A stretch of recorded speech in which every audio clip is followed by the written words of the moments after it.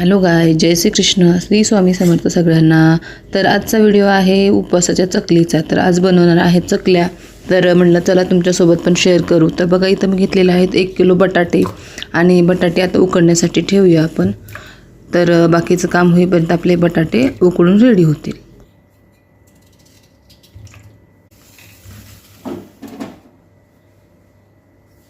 तर इथं बघू शकता तुम्ही मी हा साबुदाणा रात्रीलाच भिजवून ठेवलेला आहे। थोडंसं जास्त पाणी टाकून साबुदाणा भिजवायचा म्हणजे चांगलासा सॉफ्ट होईल। तर मी ह्याचं प्रमाण बघा 1 किलो साबुदाणा तर 1 किलो बटाटे असं घेतलेलं आहे। तर इथं बघू शकता तुम्ही आपले बटाटे पण उकडलेले आहेत ऑलमोस्ट। तर आपण चेक करूया आणि मग आपण घेऊयात बॅटर बनवण्यासाठी चकलीचं। आणि बटाटे आपले आणखीन उकडलेले नाहीत तर तोपर्यंत आपण हे मिश्रण बनवून घेऊया। तर मिश्रण बनवण्यासाठी बघा मी इथं घेतलेल्या आहेत लाल मिरच्या वाळलेल्या। तर तुमच्याकडे ज्या लाल मिरच्या आहेत त्या घ्या तुम्ही। तर मी ते वाळलेल्या लाल मिरच्या आणि कोथिंबीर घेतलेली आहे, कारण आमच्या इकडं कोथिंबीर पण आम्ही खातो उपवासाला, म्हणून मी कोथिंबीर घेतलेली आहे। तर आम्ही आता हे काढून घेतलेलं आहे मिक्सरमधून, चांगली फाईन पेस्ट करून घ्यायची म्हणजे चांगलं मिक्स होईल सगळ्या मिश्रणामध्ये। तर बघा इथं तुम्ही बघू शकता। तर लाल मिरची आणि कोथिंबीरची पेस्ट इथं रेडी आहे। तर चला आपण बटाटे घेऊया, खाली चाळणीमध्ये काढून थंड होण्यासाठी ठेवूया।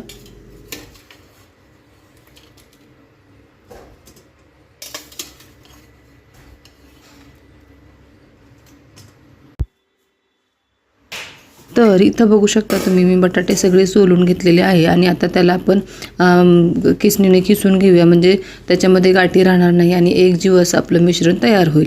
तर मी इथं बटाटे पण किसून घेतलेले आहे आणि माझी पूजा ऑलरेडी झालेली आहे आणि आत्ता वाजलेले आहेत सकाळचे 8:30। आणि बघा इथं मी साबुदाणा आणि बटाटे मिक्स करून आता घेत आहे आणि त्याच्यामध्ये टाकायचं आहे आपलं उपवासाचं मीठ म्हणजे शेंदी मीठ।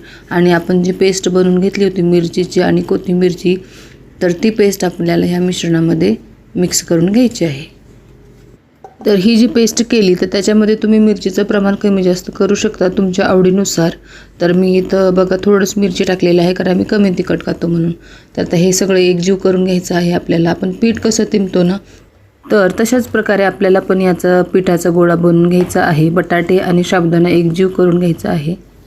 याच्यामध्ये तेलाचा बिलकुल वापर करायचा नाही, कारण मग जास्त दिवस टिकत नाहीत आपले जे वाळवणाचे पदार्थ असतात ते, कारण कालांतराने मग त्याला तेलाचा वास यायला लागतो, म्हणून तेल बिलकुल वापरायचं नाही। आणि इथं बघा आपलं चांगलाच पिठाचा गोळा बनत आहे आणि आता इथं मी चकल्या बनवून घेते। आणि माझ्याकडून एक असं गलती झाली कारण व्हिडिओच घेणं विसरले मी चकली बनवतानाचा। तर इथं मी सगळ्या चकल्या बनवून रेडी केलेल्या आहेत, तर तुम्हाला हा नंतरचा मी व्हिडिओ शेअर करते। तर माझ्या इथं सगळ्या चकल्या बनवून रेडी झालेल्या आहेत, तर बघू शकता तुम्ही। आणि ह्या चकल्या बनवण्यासाठी खूप सोप्या आहेत आणि मेजरमेंट पण असं जास्त काही अवघड नाही, सोपं प्रमाण आहे, त्याच्यामुळं कुणीही या चकल्या बनवू शकतं।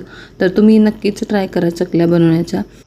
तर इथं बघू शकता तुम्ही आपल्या चकल्या चांगल्या वाळलेल्या आहेत। तर आता आपण याला एकदा तळून बघूया। तर इथं बघा मी तेल घेतलेलं आहे आणि तेल आता आपलं गरम झालेलं आहे। तर आपण ह्या चकल्या बघूयात तळून। खाण्यासाठी तर एकदम अशा क्रिस्पी आणि टेस्टी लागतात ना ह्या चकल्या, की खूपच छान।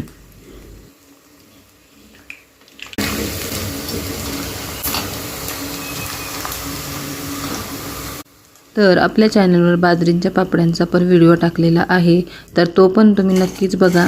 आणि इथं बघा सगळ्या चकल्या मी तळून घेतलेल्या आहेत आणि आता बघा तुम्ही एकदम असा क्रिस्पी आवाज बघा तुम्ही। तर ह्या चकल्या 2 वर्ष आरामात टिकतील आणि तुम्ही पण ही रेसिपी करून बघा आणि मला कळवा की कशी वाटली ते। आणि अशाच नवनवीन व्हिडिओ पाहण्यासाठी चॅनलला सबस्क्राईब करायला विसरू नका। तर भेटूया एक नव्या व्हिडिओमध्ये, तोपर्यंत जय महाराष्ट्र सर।